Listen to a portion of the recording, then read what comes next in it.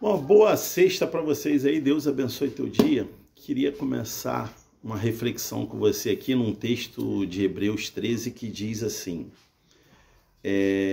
não te deixarei, nunca te desampararei. Assim com confiança ousamos dizer: o Senhor é o meu auxílio, não temerei. O que tem sido a confiança sua nesses dias? O autor de Hebreus escreve aqui para pessoas que se converteram, conheceram a Cristo como Salvador da vida dela.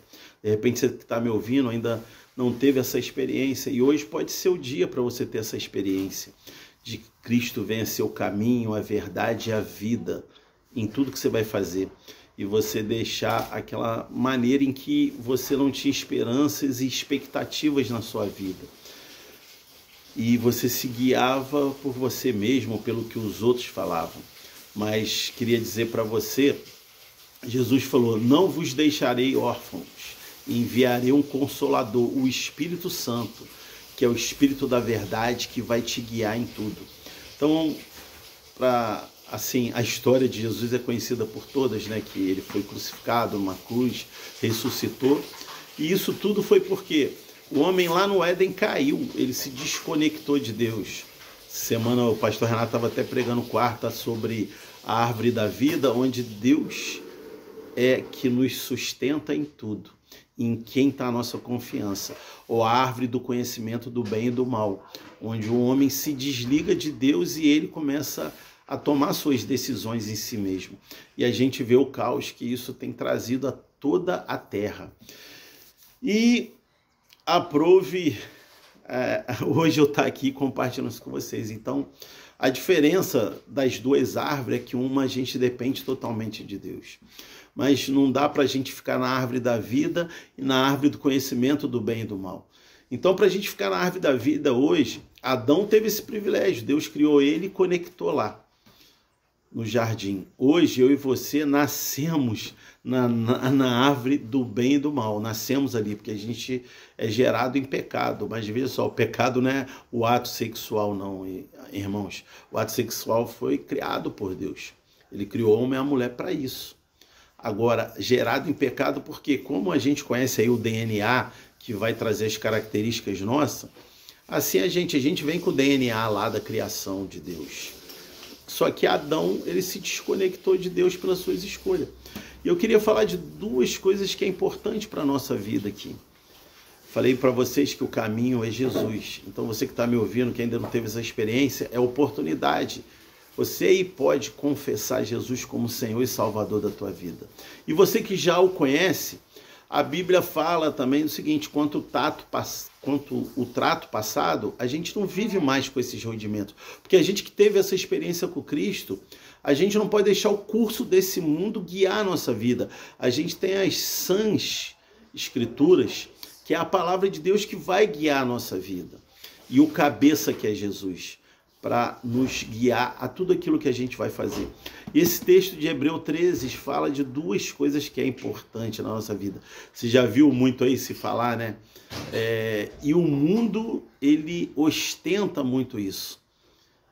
Dinheiro e sexo. E são duas áreas que o Senhor mostra na palavra dele, que a gente tem que estar rendido ao Senhor nessas áreas.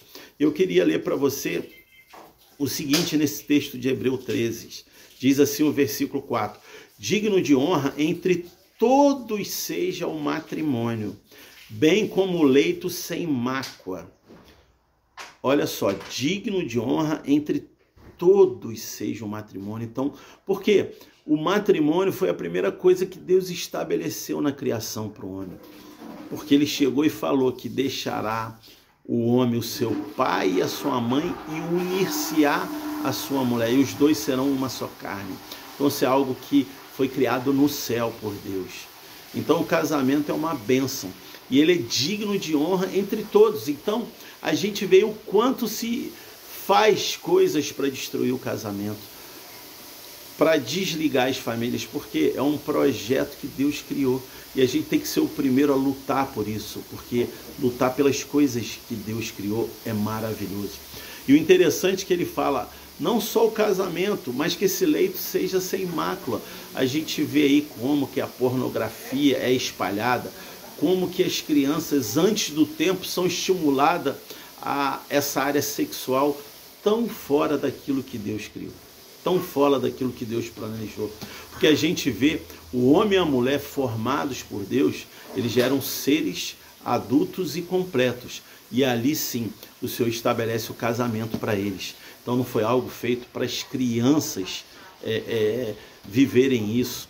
Então há o tempo de se manifestar cada coisa na sua vida. Então que a gente possa ter esse discernimento. Eu estou lendo Hebreus 13, vale a pena você estudar um pouquinho lá sobre isso, o que as Escrituras nos orientam.